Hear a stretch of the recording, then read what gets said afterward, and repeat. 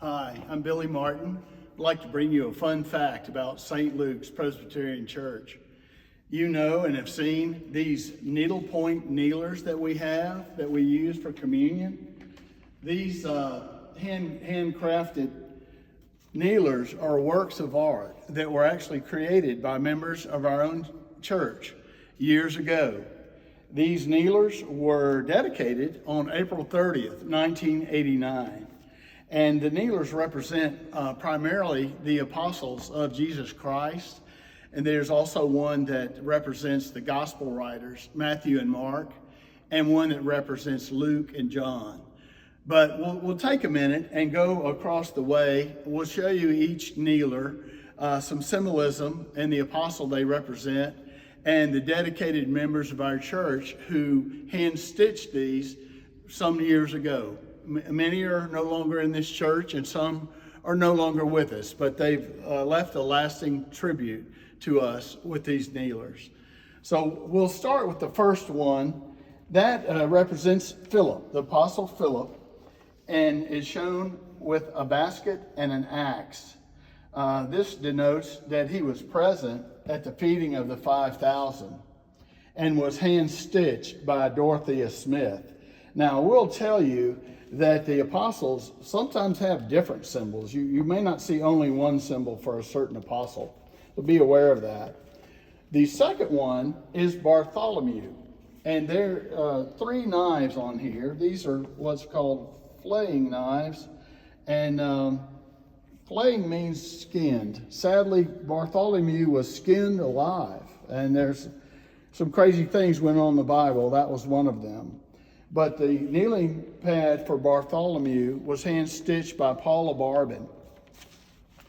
This next kneeler is for Jude and represents a sailboat or a sailing vessel. And he was thought to be a fisherman. That kneeler was stitched by Margaret Sewell. This fourth kneeler is representative of Judas. And you see some Christian symbols on there, certainly. A descending dove and the symbols for Alpha and Omega.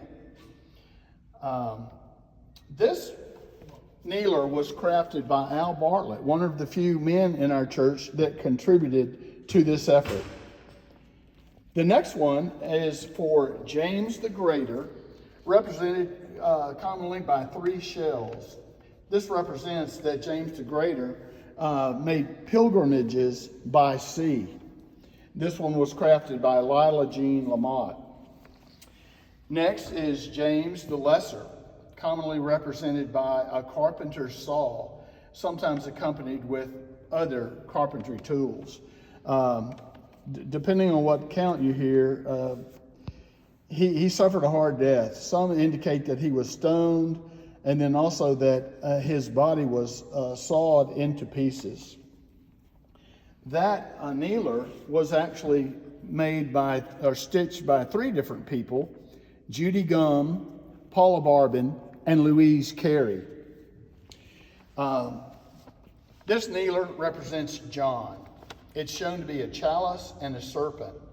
Very commonly, you do see these symbols for John, and they represent the fact that a poisoning attempt was made on John's life.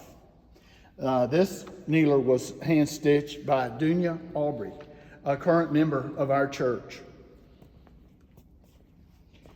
Next, we have a kneeler that this one's dedicated to the gospel writers, Matthew and Mark, and you see their names on there. Matthew did not get saint on his name, mostly because his name's too long. Mark did, and later Luke and John. But Gail Mitchell hand-stitched that kneeler. Andrew is next, and you also do see this cross on its side, or an X-shaped crucifix for Andrew, pretty commonly.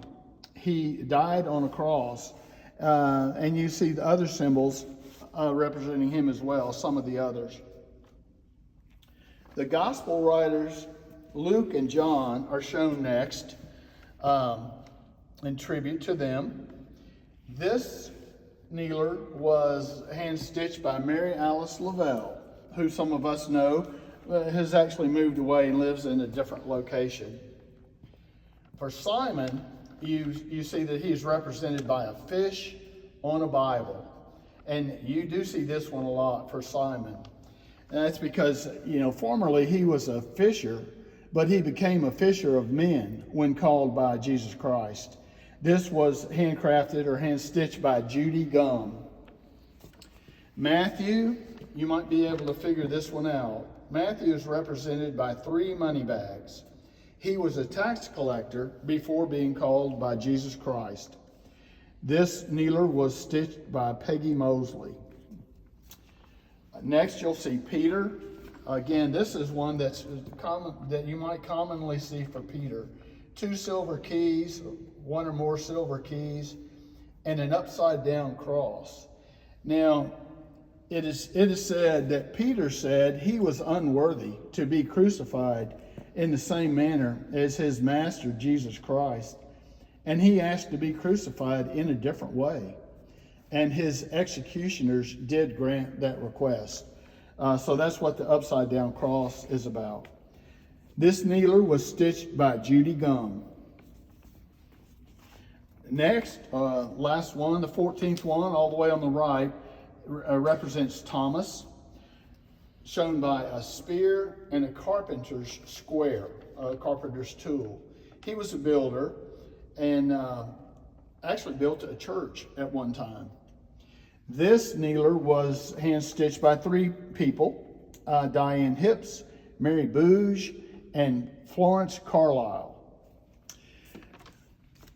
That's what I found out about these kneelers, but for more information, I urge you to do some research online. It's amazing and kind of fun because some of these apostles go by different names and different symbols. So you'll see a few different ones, but we do use these in communion. And remember, they are for kneeling.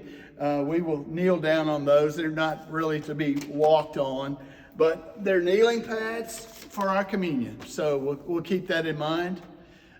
Thank you so much. Have a good day.